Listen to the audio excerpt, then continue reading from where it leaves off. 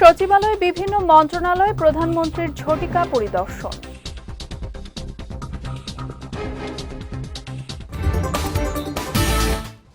দু একটি দুর্ঘটনা ছাড়া এবারের ঈদ যাত্রা স্বস্তির হয়েছে জানালেন সড়ক পরিবহন মন্ত্রী। এবং স্বাস্থ্য খাতে কোনো দুর্নীতিকে প্রশ্রয় না দেওয়ার হুঁশিয়ারি স্বাস্থ্যমন্ত্রী।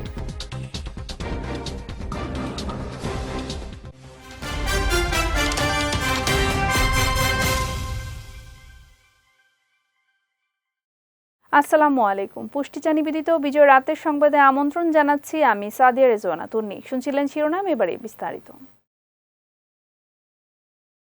সচিবালয়ের বিভিন্ন মন্ত্রণালয় ঝটিকা পরিদর্শন করেছেন প্রধানমন্ত্রী তারেক রহমান। এই সময় কর্মকর্তা কর্মচারীদের সময় মতো উপস্থিতি নিশ্চিতের বিষয়ে খোঁজ খবর নেন তিনি।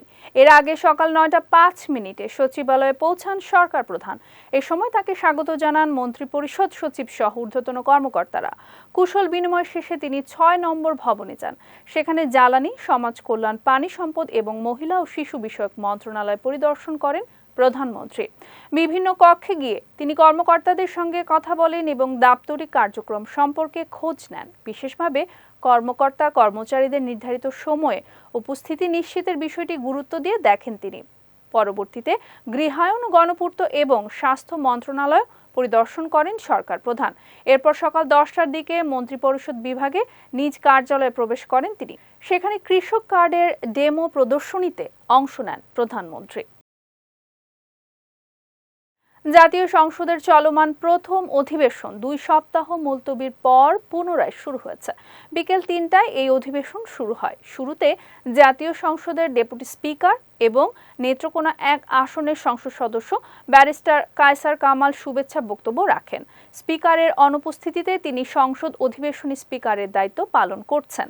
পরে জাতীয় সংসদের স্পিকার এবং ভোলা 3 আসনের সংসদ সদস্য অবসরপ্রাপ্ত মেজর হাফিজ উদ্দিন আহমেদের সহধর্মিণী দিলারা হাফিজ এবং যশোর 6 আসনের সংসদ সদস্য মোক্তার আলীর মা রহিমা বেগমের রুহের মাগফিরাত কামনায় বিশেষ দোয়া অনুষ্ঠিত হয়। এরপর সংসদ সদস্যরা তারকা চিহ্নিত ও সম্পূরক প্রশ্ন উত্থাপন করেন। উপস্থিত মন্ত্রী প্রতিমন্ত্রীরা সেগুলোর জবাব দেন। গত 12 মার্চ ত্রয়োদশ জাতীয় সংসদের প্রথম অধিবেশন শুরু হয়। 2 কার্যদিবস চলার পর 15 মার্চ অধিবেশনে 29 মার্চ বিকেল 3টা পর্যন্ত সংসদ মুলতবির ঘোষণা করা হয়।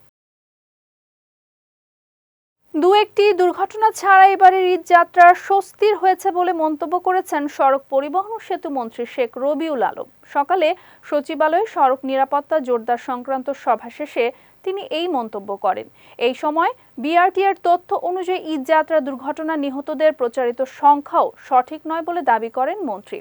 সভা শেষে কয়েকটি সিদ্ধান্ত তুলে ধরেন শেখ রবিউল আলম। বলেন, হাইওয়েতে যত্রতত্র বাসের কাউন্টার থাকবে না, শতভাগ যাত্রী নামিয়ে গাড়ি ফেরিতে উঠাতে হবে, সব পাবলিক পরিবহনে জিপিএস ট্র্যাকিং থাকবে, রুট পরিবর্তন ও ওভার স্পিড সহ বিভিন্ন অনিয়ম জিপিএস এর মাধ্যমে নিয়ন্ত্রণ করা হবে। সড়কমন্ত্রী বলেন, সরকারি হিসেবে ঈদযাত্রার 11 দিনের সড়ক, মহাসড়ক, নৌ ও রেলপথে মোট 170 জনের মৃত্যু হয়েছে। এর মধ্যে মহাসড়কে 47 জন, নৌপথে 4 জন, রেলপথে 17 জন ও অন্যান্য দুর্ঘটনায় বাকিদের মৃত্যু হয়। আগের বছর 187 জনের মৃত্যু হয়েছিল। এই সময় ঈদযাত্রার অতিরিক্ত ভাড়ার বিষয়ে যেখানে অভিযোগ পাওয়া গেছে সেখানে ব্যবস্থা নেওয়া হয়েছে বলে জানান সড়কমন্ত্রী। জিপিএস সবচেয়ে ইম্পর্টেন্ট, যেটা আমি ভুলে গিয়েছি, জিপিএস সিস্টেম আমরা চালু করার নীতিগত সিদ্ধান্ত নিয়েছি। সব পাবলিক পরিবহনে, সব পরিবহনে জিপিএস থাকবে। তাহলে দেখবেন যে নিয়ন্ত্রণ আরও বেশি সম্ভব হবে। স্পিড নিয়ন্ত্রণ করা যাবে, গাড়ির অবস্থান নিয়ন্ত্রণ করা যাবে, কে ট্রাফিক রুল মানছে না নিয়ন্ত্রণ করা যাবে, কে মাঝপথ থেকে ঘুরিয়ে যাত্রী নিয়ে চলে যাচ্ছে মানে টিকিট ছাড়াই ইসের মধ্যে আর কি যাত্রীদেরকে তুলে তার ইচ্ছা মতো ভাড়া নিয়ে চলে যাচ্ছে গন্তব্যে, সেগুলো নিয়ন্ত্রণ করা সম্ভব হবে। 2টি বড় দুর্ঘটনা ঘটেছে। এছাড়া যানজট বলেন, মানুষের ঘন্টার পর ঘন্টা অথবা যানবাহনের অভাবে বাড়ি যেতে পারছে না, ঈদের দিনও রাস্তায় কেটেছে, এরকমও ছিল। এর আগে আমরা মনে করছি যে কোনো সময়ের চেয়ে 1.5 কোটি মানুষ নিরাপদে স্বস্তিতে বাড়ি ফিরতে সক্ষম হয়েছে বলে আমরা মনে করি। যদিও আমি বলছি যে 2-3টে দুর্ঘটনা আমাদেরকে ব্যথিত করেছে এবং আমাদেরকে যেটাকে বলা হয় ভারাক্রান্ত করেছে। স্বাস্থ্য খাতে কোনো দুর্নীতিকে প্রশ্রয় দেওয়া হবে না বলে হুঁশিয়ারি দিয়েছেন স্বাস্থ্যমন্ত্রী সর্দার মোহাম্মদ সাখাওয়াত হোসেন। সকালে রাজধানীর পূর্বাঞ্চলে বাংলাদেশ চায়না ফ্রেন্ডশিপ এক্সিবিশন সেন্টারে আন্তর্জাতিক ওষুধ শিল্প মেলার উদ্বোধন অনুষ্ঠানে তিনি এই হুঁশিয়ারি দেন। অনুষ্ঠানে স্বাস্থ্য খাতের বিভিন্ন সমস্যার কথা তুলে ধরে মন্ত্রী বলেন, সবাইকে ঐক্যবদ্ধভাবে কাজ করতে হবে। এই সময় রাজশাহী মেডিকেলে ভেন্টিলেশনের অভাবে 11 দিনে 33 শিশু মৃত্যুর ঘটনা বলতে গিয়ে আবেগ আপ্লুত হয়ে পড়েন তিনি। জানান, হাসপাতালগুলোতে ভেন্টিলেশন সমস্যার সমাধানে কাজ করছে সরকার। বাজেট ঘাটতি থাকলেও সবার সহযোগিতায় দ্রুত এই সমস্যার সমাধান হবে বলে আশাবাদ ব্যক্ত করেন স্বাস্থ্যমন্ত্রী। সংক্রামক ব্যাধি প্রসঙ্গে প্রশ্নের জবাবে তিনি বলেন, গত 8 বছরে হামের কোনো টিকা দেয়নি বিগত সরকার। এই খাতে 604 কোটি টাকা বরাদ্দ করা হয়েছে বলে জানান সর্দার মোহাম্মদ সাখাওয়াত হোসেন। লিবিয়া থেকে ইতালি যাওয়ার পথে ভূমধ্য সাগরে জীবিত উদ্ধার করা 26 জনকে দেশে ফিরিয়ে আনায় মন্ত্রণালয়ের প্রথম গুরুত্ব বলে জানিয়েছেন পররাষ্ট্র প্রতিমন্ত্রী শামা ওবায়েদ। এই সময় তিনি বলেন, বাংলাদেশ ও লিবিয়ার যে চক্র মানব পাচারে জড়িত তাদের চিহ্নিত করে শেকড় খুঁজে বের করতে চায় সরকার। এই সংকট সমাধানে গ্রিস, বাংলাদেশ ও লিবিয়া একত্রে কাজ করছে বলেও জানান পররাষ্ট্র প্রতিমন্ত্রী। পার্টিকুলার্স আমরা এখনো জানি না। তাদেরকে উদ্ধার করে তাদেরকে কিছু হসপিটালে নিয়ে যাওয়া হয়েছে এবং কিছু তাদেরকে একটা ক্যাম্পে রাখা হয়েছে। এখন আমাদের মিশন তাদের সাথে 24/7 যোগাযোগ করে জানার চেষ্টা করছে আরো ডিটেলস কি অবস্থা আছে এবং তাদেরকে কি, কারণ এখন তারা একটা প্রসেসের মধ্যে ঢুকে গেছে। এখন ওই গ্রিসের যারা সংশ্লিষ্ট যারা আছে তাদের ওই সরকারের কিছু নিয়মকানুন মেনে তাদেরকে কিভাবে ক্যাম্পের সাথে যোগাযোগ করা যায়, তাদেরকে ফিরিয়ে আনার কি ব্যাপার, হসপিটালে যারা আছে তাদের কি ব্যাপার, সেটা একটু আমাদের সময় লাগবে, কাজটা চলছে। এটা অত্যন্ত দুর্ভাগ্যজনক। এই ঘটনা থেকে আমাদের প্রতীয়মান হয় যে আমরা কত ভালনারেবল অবস্থায় আছি, যে আমাদের এই যে স্মাগলাররা তাদের একটা দৃষ্টান্তমূলক শাস্তি এখানে হওয়া উচিত। এবারে পুষ্টি চিনি গুঁড়া চাল নিবেদিত জেলা সংবাদ।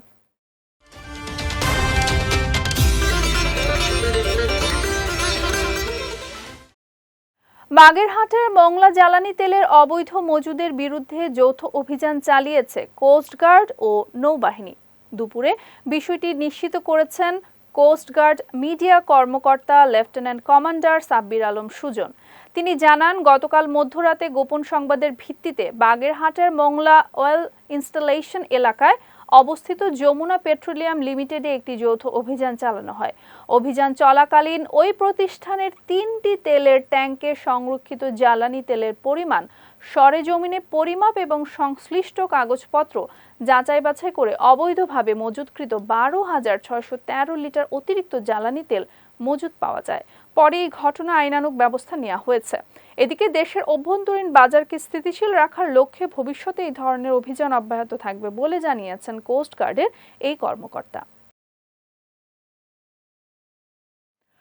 পবিত্র ঈদ উল ফিতর ও ভারতীয় কাস্টমস কর্মকর্তার মৃত্যুর কারণে টানা 11 দিন বন্ধের পর দিনাজপুরের হিলি স্থলবন্দর দিয়ে ভারত বাংলাদেশের মাঝে পুনরায় পণ্য আমদানি রপ্তানি শুরু হয়েছে।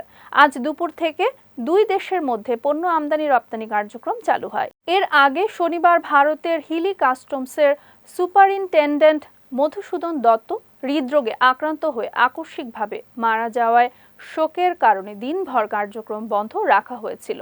হিলি C&F এজেন্ট অ্যাসোসিয়েশনের সভাপতি ফেরদৌস রহমান জানান, ভারতের কাস্টমস কর্মকর্তার মৃত্যুতে শনিবার আমদানি রপ্তানি বন্ধ ছিল। তবে আজ থেকে আবারও বন্দরের কার্যক্রম স্বাভাবিকভাবে শুরু হয়েছে। নীলফামারীতে জ্বালানি তেল চুরির অভিযোগে 3 শ্রমিককে কারাদণ্ড ও অর্থদণ্ড দেওয়ার প্রতিবাদে রংপুর বিভাগের 8 জেলায় অনির্দিষ্টকালের কর্মবিরতি শুরু করেছে বিভাগীয় ট্যাঙ্ক লরি শ্রমিক ইউনিয়ন। সকাল 8টা থেকে দিনাজপুরের পার্বতীপুর রেল হেড অয়েল ডিপোতে তেল উত্তোলন ও সরবরাহ কার্যক্রম বন্ধ রেখে এই কর্মসূচি পালন করা হচ্ছে। এর ফলে পুরোপুরি বন্ধ হয়ে গেছে জ্বালানি তেল সরবরাহ। এদিকে শ্রমিকদের এই আন্দোলনের সঙ্গে একাত্মতা প্রকাশ করেছে পেট্রোল পাম্প মালিক সমিতিও। ফলে রংপুর বিভাগ সহ উত্তরাঞ্চলের জেলাগুলোতে জ্বালানি তেল সরবরাহ ব্যবস্থা কার্যত অচল হয়ে পড়েছে। গত ২৮ March Parbatipur railhead oil depot থেকে যমুনা অয়েল কোম্পানির জ্বালানি তেল নিয়ে একটি ট্যাঙ্ক লরি নীলফামারীর উদ্দেশ্যে রওনা হয়। পথে যান্ত্রিক ত্রুটি দেখা দিলে চালক ও সহকারীরা গাড়ি থামিয়ে মেরামতের কাজ করছিলেন। এই সময় নীলফামারী জেলার এনডিসি নিয়াজ ভুইয়া সেখানে উপস্থিত হয়ে তেল চুরির অভিযোগে ৩ জনকে ৬ মাসের কারাদণ্ড ও ১ লাখ টাকা জরিমানা করেন। এই দণ্ডকে হয়রানিমূলক দাবি করে আজ সকাল থেকে কর্মবিরতিতে যান শ্রমিকরা। এবারে পুষ্টি নিবেদিত আন্তর্জাতিক প্রসঙ্গ।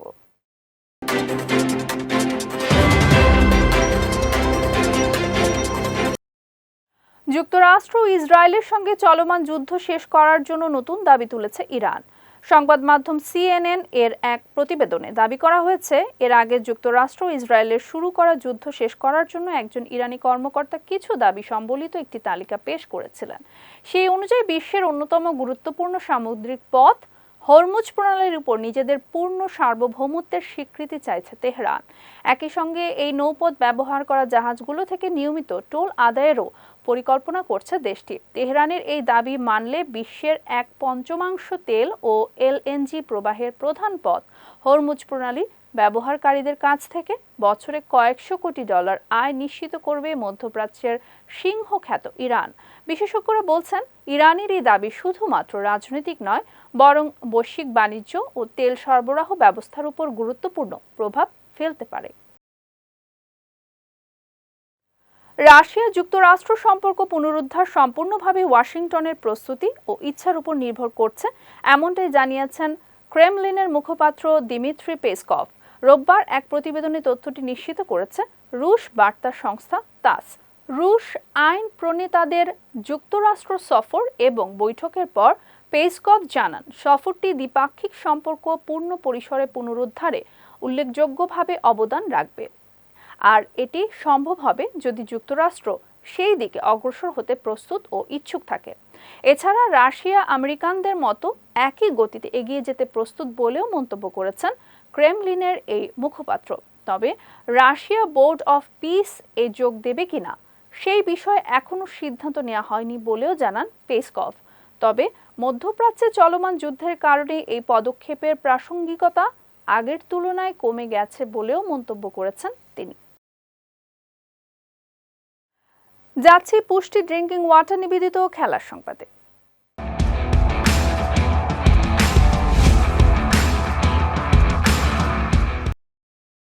সব জল্পনা কল্পনার অবসান ঘটিয়ে দেশে ফিরেছেন বিসিবি সভাপতি আমিনুল ইসলাম বুলবুল। শনিবার মধ্যরাতে সিঙ্গাপুর এয়ারলাইন্সের একটি ফ্লাইটে সিডনি থেকে ঢাকায় পৌঁছান তিনি। পরিবারের সঙ্গে রমজান ও ঈদ কাটাতে গত 16 ফেব্রুয়ারি দেশ ত্যাগ করেন বুলবুল। তবে তার দীর্ঘ অনুপস্থিতি এবং দেশের রাজনৈতিক পট পরিবর্তনের প্রেক্ষাপটে বিসিবির বর্তমান কার্যনির্বাহী কমিটি নিয়ে নানা বিতর্ক তৈরি হয়। এমনকি তার দেশে না ফেরার গুঞ্জনও ছড়িয়ে পড়ে। বিসিবির পক্ষ থেকে মার্চের শেষ সপ্তাহে বুলবুলের দেশে ফেরার বিষয়ে জানানো হলেও নির্ধারিত সময় পেরিয়ে যাওয়ায় এই গুঞ্জন আরও জোরালো হয়। অবশেষে দেশে ফিরে সব জল্পনার ইতি টানলেন তিনি। তবে দেশে ফিরেই বিসিবি নির্বাচন সহ একাধিক বিষয় নিয়ে কঠিন বাস্তবতার মুখোমুখি হতে হবে বিসিবি সভাপতিকে। এমন অবস্থায় আগামী কয়েকদিনের মধ্যে পরিষ্কার হতে পারে বিসিবির বর্তমান কমিটির ভবিষ্যৎ। আগামী জুন জুলাই মাঠে গড়াবে ফুটবল বিশ্বকাপের আসর। The greatest show on earth খ্যাত এই বৈশ্বিক টুর্নামেন্টের স্কোয়াড ঘোষণার আগে শেষ প্রস্তুতি হিসেবে ক্রোয়েশিয়ার বিপক্ষে প্রীতি ম্যাচ খেলবে ব্রাজিল। যুক্তরাষ্ট্রের অরল্যান্ডোতে আগামী 1 এপ্রিল ভোরে মুখোমুখি হবে দুই দল। কিন্তু খেলোয়াড়দের ইনজুরি নিয়ে কপালে ভাঁজ পড়েছে কোচ কার্লো আনচেলত্তির। আসন্ন ম্যাচে রাফিনিয়া ও ওয়েসলিকে না পেলেও মাঠে ফেরার চেষ্টায় আছেন পিএসজি অধিনায়ক মার্কুইনোস। এদিকে ফ্রান্সের বিপক্ষে হারের পর দলের আক্রমণ ভাগে সমন্বয়ের অভাব চোখে পড়েছে। বিশ্বকাপের 2.5 মাস আগে এটি সেলেসাওদের জন্য দুঃসংবাদ। এই ম্যাচে তাই সেরা দল বাছাই করে স্কোয়াড নিশ্চিত করতে চাইছেন আনচেলত্তি। এদিকে হ্যামস্ট্রিং ইনজুরির কারণে শেষ ম্যাচ মিস করা মার্কুইনোস অনুশীলনে ফিরে বর্তমানে রয়েছেন দারুণ ফর্মে।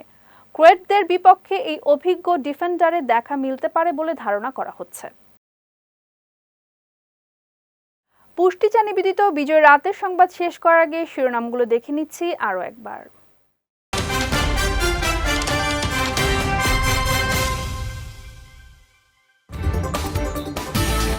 সচিবালয়ে বিভিন্ন মন্ত্রণালয়ে প্রধানমন্ত্রীর ঝটিকা পরিদর্শন।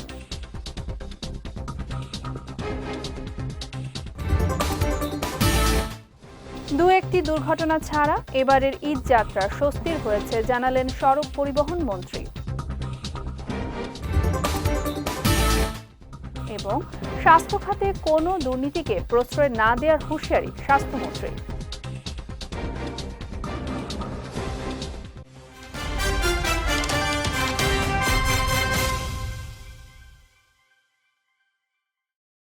বিজয় রাতের সংবাদ শেষে আজকের মতো আমি সাদিয়া রেজওয়ানা তন্নি আপনাদের কাছ থেকে বিদায় নিচ্ছি। আগামীকাল একই সময়ে নতুন সব খবর দেখতে চোখ রাখুন বিজয় টিভিতে। এছাড়াও আজকের বিজয় রাতের সংবাদের ভিডিও দেখতে পারেন আমাদের ইউটিউব এবং ফেসবুক পেজে।